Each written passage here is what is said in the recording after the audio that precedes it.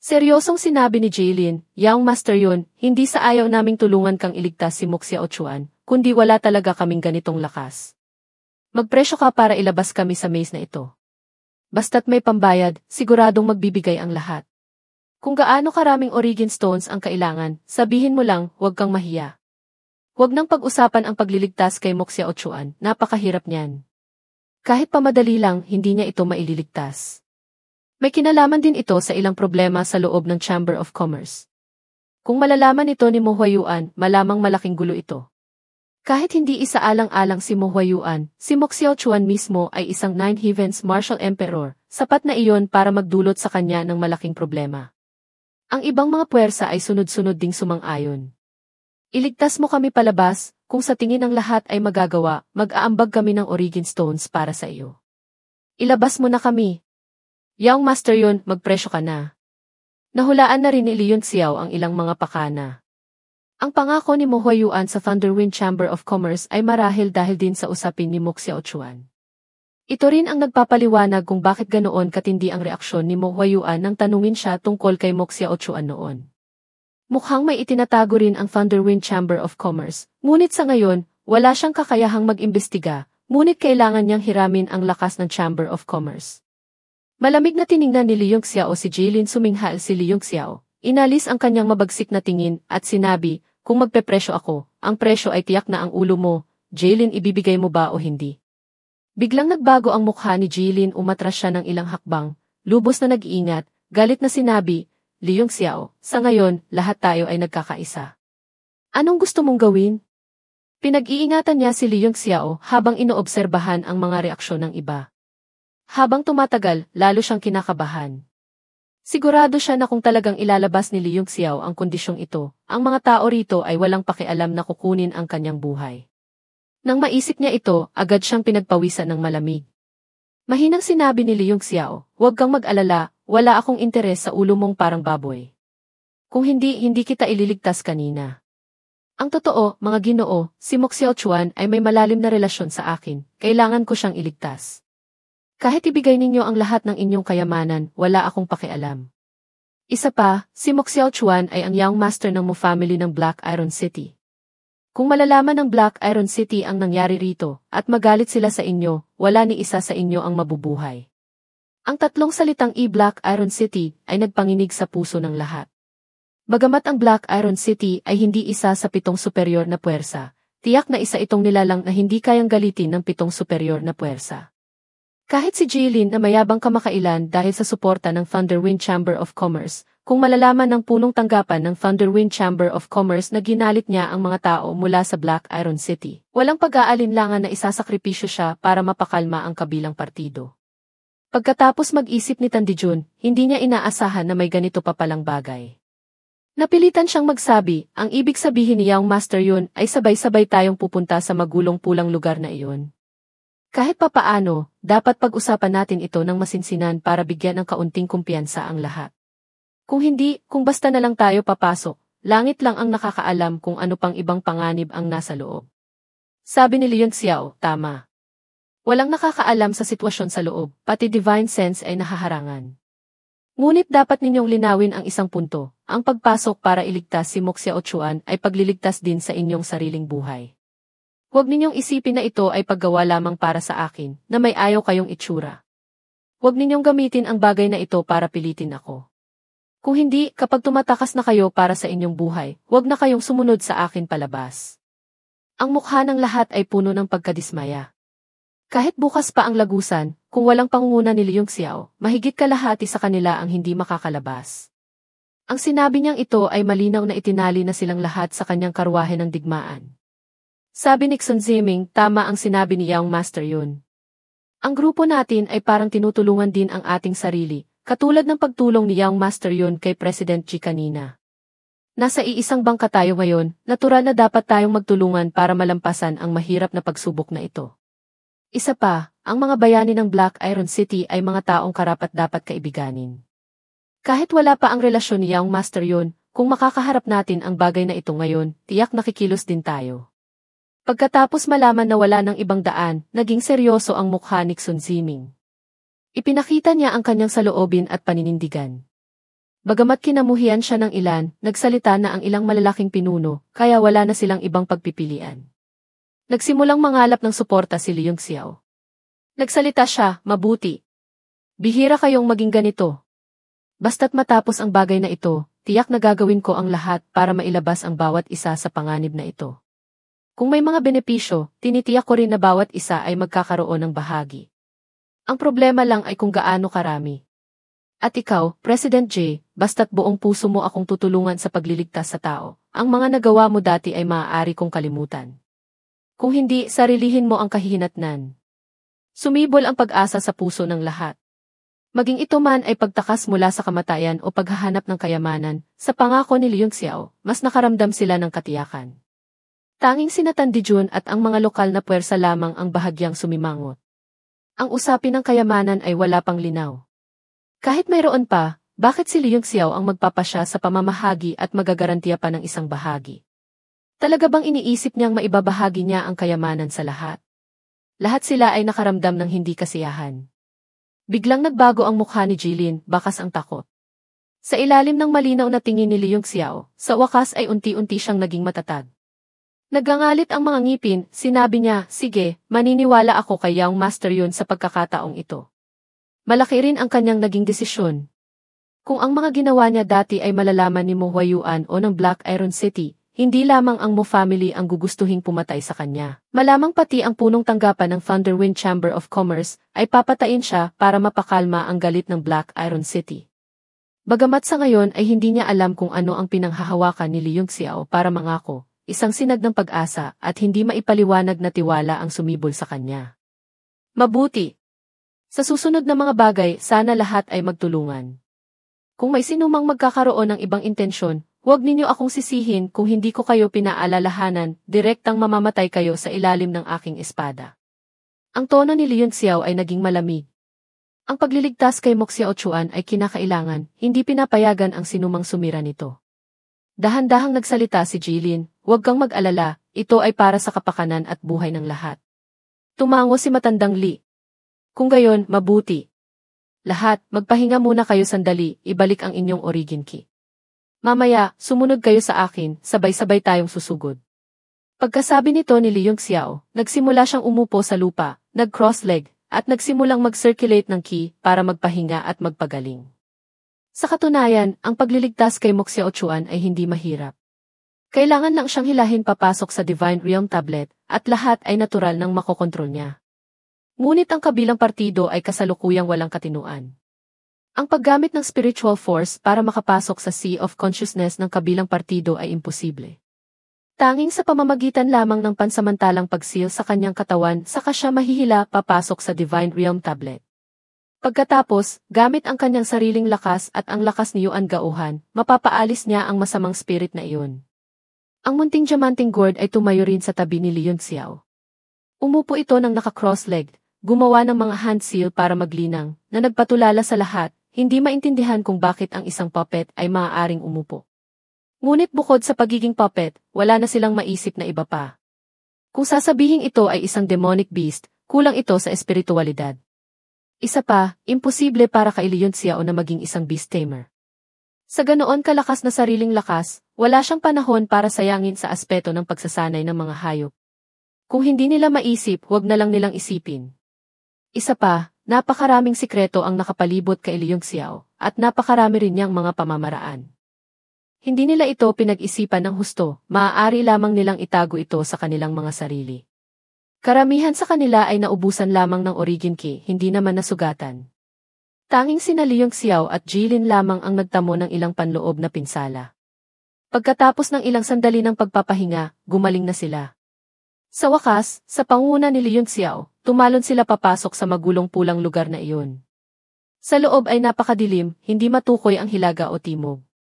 Ang buong kalangitan at lupa ay nababalutan ng isang patong ng hamog. Tanging ang harapan lamang ang nakikita, wala nang iba pa sa paligid. Bakit ganito rito?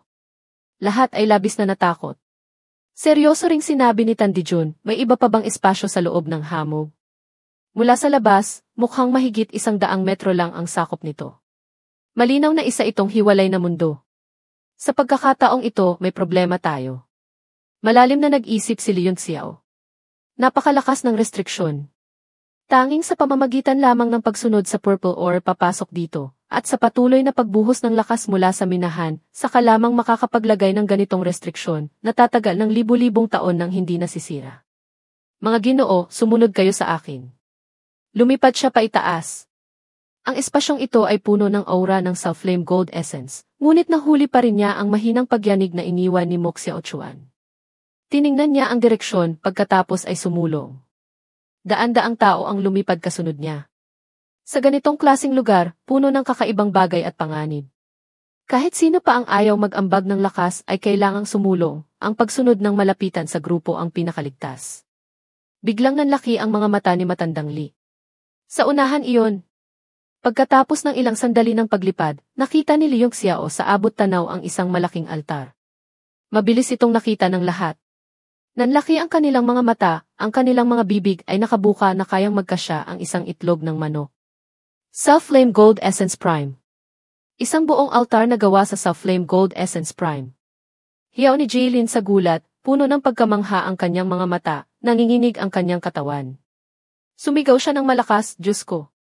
Ito ba ay isang altar na gawa sa Self-Flame Gold Essence Prime? Namamalikmata ba ako? Dahil sa magulong lugar na ito, hindi magamit ang Divine Sense, maaari lamang umasa sa mga mata para mag-obserba. Kahit nakikita na niya ito, hindi pa rin siya makapaniwala sa kanyang mga mata. Ang iba pa ay huminto, nagsimulang kuskusin ang kanilang mga mata, sunod-sunod na nagduda kung namalikmata sila. Si Leon Xiao ay labis ding nagulat. Kung ang altar na ito ay talagang gawa sa Self-Flame Gold Essence Prime, ang halaga nito ay maihahambing sa estatwa na gawa sa Heavenly Reflection Vacant Gold sa Divine Realm Tablet o sa 7 piraso ng Northern Cold Crystal Aeron. Mga Ginoo, huwag kayong masyadong maging emosyonal. Ang nakikita ng mata ay hindi palaging totoo. Kahit pa ang buong minahan ng Self-Flame City ay mamuo ng husto sa loob ng 10,000 taon, hindi pa rin tiyak na magkakaroon ng ganito karaming Essence Prime. Kaya may problema. Kalmado ang pagkakasabi ni Leon Xiao nito, ngunit kahit ganoon, hindi pa rin niya mapigilan ang kanyang puso na matukso. Ang Self-Flame Gold Essence Ore ay isang kayamanan ng langit at lupa. Bukod sa paggamit nito sa pagrerepina, maaari rin itong maging pinagkukunan ng enerhiya para sa mga fire system martial artist. At ang Self-Flame Gold Essence Prime ay ang pinakabuod na namuo, katulad ng top-grade Origin Stones at mga tableta. Dapat malaman na batay sa nilalamang Origin Key ang pag-uri ng antas. Ang pagpapalit ng isang Origin Pill ay sapat na para ipalit sa 100 top-grade Origin Stones, 10,000 high-grade, o 1,000,000 mid-grade. Ang 10 bilyong mid-grade Origin Stones na nakuha ni Leon Xiao sa iba ay katumbas lamang ng 10,000 Origin Pills. At bigla siyang nakakita ng isang altar na buong gawa sa Origin Pills, paanong hindi siya mababaliw sa tuwa? Lalo na ang mga fire system martial artist, halos hindi na nila makontrol ang kanilang mga emosyon. Kung ang nasa harapan nila ay talagang Self-Flame Gold Essence Prime, ang paglilinang ng higit sa 10 taon, kahit pa ang pag-abot sa Martial Emperor, ay hindi imposible. Bagamat ang mga salita ni Leon Xiao ay nagpatahimik sa hindi ilang tao, lahat sila ay nakaramdam ng hindi mapigilang pag-asa. Si Jaylin ang unang nagsalita, sinasabi ko, dapat muna nating pagpasyahan kung paano hahatiin ang kayamanang ito. Sinulyapan ni Sun Ziming ang taong ito. Ha. Isa ka talagang tunay na negosyante. Palaging inuuna ang kita. Itinuro ni Tandijun si Jilin at sumigaw, isantabi muna natin ang pamamahagi, magtuon tayo sa pagharap sa masamang demonyo at pagliligtas sa tao. Nang marinig ito ni Xiao Minghui, pumalakpak din siya. Tularan natin ang Big Dipper sect. Ngunit nagmatigas si Jaylin, ang pagliligtas sa tao ay tulong lamang natin. Ang paghahanap ng kayamanan ang ating pangunahin at huling layunin. Sa puso ni Tandijun, nag-iisip din siya. Masyadong mahalaga si Leon Xiao. Dapat natin siyang protektahan muna. Kaya't nagsalita siya, kung hindi aalisin ang masamang ki sa katawan ni Moxia Ochuan, walang sinuman ang makakatakas. Kahit makuha ninyo pa ang kayamanan, isa pa rin itong dead end. Mag-alala kayo tungkol dyan. Si Jaylin ang nanguna sa paglakad pasulong. Mas mabuting maghiwa-hiwalay tayo. Baka hindi na ganyan karami ang tao, mas kaunti na rin ang pagtatalo. Nag-aalalang lumapit si Jin Xuan sa tabi ni Matandang Li, mahinang sinabi, kailangan mong mag-ingat ng husto. Kung maililigtas mo ang tao, iligtas mo. Kung hindi, wag mong masyadong pilitin. Ang taong iyon ay ang Young Master ng Black Iron City. Basta't magpadala ng mensahe sa Black Iron City, natural na magpapadala sila ng tao para iligtas siya. Nang marinig ito ni Matandang Li, tumango siya. Ayos lang, huwag kang mag-alala. Ang sinabi ni Jing Xuan ay nagpanginig sa ilang malalaking pinuno tulad ni Jilin, nagkaroon sila ng pag-iingat at masamang tingin kay Jing Xuan. Kung ang nangyari rito ay makakarating sa Black Iron City at magdulot ng gulo, at madamay pa ang kanilang mga lokal na koneksyon, kung maililigtas nila si Moxia Ochuan, mabuti. Kung hindi, hindi rin dapat kumalat ang balita. Samantala, hinawakan ni Matandang Li ang kamay ni Jing Xuan at pumasok sa loob. Lumapit si Tandijun ng ilang hakbang, hinabol si Liung Xiao. Young Master yun, bakit nagmamadali? Hintayin mong matapos ang pamamahagi ng benepisyo ng lahat, pagkatapos ay sabay-sabay tayong tutulong sa iyo sa pagliligtas sa tao, hindi ba pwede? Sa sandaling ito, biglang tumawag si Jilin, halikayo, tingnan ninyo. May pasukan sa unahan, sa ilalim ng altar. Si Tandijun, kasama ang iba pa, ay lumapit para mag-obserba. Ang lugar na ito ay ganap na hindi maabot ng spiritual force. Mahinang nagsalita si Matandang Li, si Moxia Ochuan ay malamang nasa loob nito. Ito rin marahil ang pugad ng masamang demonyo. Kung hindi ako nagkakamali, ang demonyong kaluluwang iyon ay dito rin isinilang. Nang marinig ito ni Jing Xuan, mahinang nagpayo, Young Master yun, ganyan ka ba kapangahas? Tiningnan ni Mei Dongger ang dalawang magkahawak kamay, medyo nalungkot ang kanyang puso. Kung sana ay katulad siya ni Jing Xuan, malaya siyang makakasunod kay Young Master yun. Sabi ni Tandijun, tama. Tanging sa pagkakaroon lamang ng ganito karaming Self-Flame Gold Essence Prime, saka makakabuo ng isang spirit. Kung ito ang pugad ni Todi. Isang malungkot na ekspresyon ang lumitaw sa kanyang mga mata. Sabi ni Xun Ziming, sinasabi mo ang lakas nito sa pakikipaglaban. Tumango si Tandijun. Kung lalaban tayo rito, ang kanyang lakas ay walang katapusan, hindi kailanman maubos. Maliban na lang kung magagawa nating magsanib puwersa para pigilan siya. Kung hindi, kapag nagsimula na ang laban, mapapasailalim tayo. Sabi ni Liung Xiao, masyadong malaki ang espasyo rito, maraming tao ang nakakagulo. Mas mabuting kayong iilan na lang ang sumama sa akin pababa. Ang iba pa ay manatili rito. Kahit bumaba pa kayo, wala rin kayong magagawa. Nagkatinginan ang ilan, lahat ay nagpakita ng pag-aalala. Bagamat malakas ang kanilang lakas, ayaw nilang isugal ang kanilang sarili. Isa pa, habang tumatagal ang paglilinang, lalo silang nanghihinayang sa kanilang buhay. Kung tutuusin, walang nakakaalam kung ano ang nasa ibaba. Ngunit pagkatapos magpalitan ng tingin, sabay-sabay silang sumang-ayon, handa kaming sumama. Binuksan ni Liung Xiao ang kanyang mga mata, nawala na rin ang puwersa ng pagsipsip, at agad na nawala ang kakaibang pangitain. Kung gayon, abala ko kayo. Pagkatapos ay tumayo siya at, kasama ang munting diamanting gourd, pumasok sa pasukan. Sina Jilin, Tandijun, Xun Ziming, at Xiao Minghui, apat sila, ay sumunod ng malapitan. Ang iba pa ay nagpatuloy sa paglilinang, naghihintay ng balita. Sa loob ng altar ay malabo. Sa ganitong sitwasyon, hindi magamit ang divine sense para mag-imbestiga, maaari lamang maglabas ng apoy para magliwanag. Agad nitong naliwanagan ang lugar. Sa loob ay napakasimple pala, hindi komplikado at mapanganib gaya ng inaasahan nila. Isa itong malaking bulwagan. Sa gitna ay may isang malaking estatwa, at si Moxia Ochuan ay nakaupo ng naka-cross-legged sa harap ng estatwa. Ang kanyang ekspresyon ay payapa, tinipon ang lahat ng kanyang origin key, taimtim na nagdarasal. Mabilis na sumulong ang 5 tao. Sa himpapawid, agad silang bumuo ng isang formation, pinalibutan si Moxia Ochuan. Seryoso ang ekspresyon ni Liung Xiao. Sa isang iglap, tila may natuklasan siya. Bigla siyang tumingala, ang kanyang buong katawan ay nanginig, halos mapasigaw sa takot. Si Jaylin ay nanginginig din ng husto. Nakita lamang na ang batong material na ito ay inukit bilang isang babae na may kakaibang anyo, hindi makita ng malinaw. Ngunit mula sa kanyang hugis, eksaktong katulad ito ng estatwa na gawa sa Heavenly Reflection Vacant Gold. Nagulat si Liung Xiao sa hugis ng estatwa, nanlamig ang kanyang puso.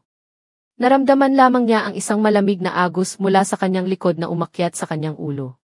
Hindi mabilang na mga ideya ang lumitaw sa kanyang isipan, ngunit kahit anong gawin niya, hindi niya maintindihan kung bakit sa loob ng kayamanan ng Basi Hatsek ay may isang estatwang eksaktong katulad ng nasa labas ng kaharian. Ngunit mula sa altar na gawa sa Self-Flame Gold Essence Prime, bagamat napakalaki ng hugis nito, ang halaga nito ay hindi pa rin maikukumpara sa estatwa na gawa sa Heavenly Reflection Vacant Gold. Sa sandaling ito, naunawaan na rin niya na ang buong altar na ito, bagamat sinasabing gawa sa Self-Flame Gold Essence Prime, ang Self-Flame Gold Essence Prime ay tanging ang estatwa lamang na ito. Young Master yun, anong nangyari? Nasa tapat niya si Jaylin, hindi nakatingin sa estatwa sa likuran, natuklasan lamang na nagulat si Liung Xiao, kaya nagtanong siya. Ganoon pala. Ganoon pala. Si Tan Dijun ay nakatayo sa kaliwa ni Liung Xiao. Natuklasan din niya ang estatwa.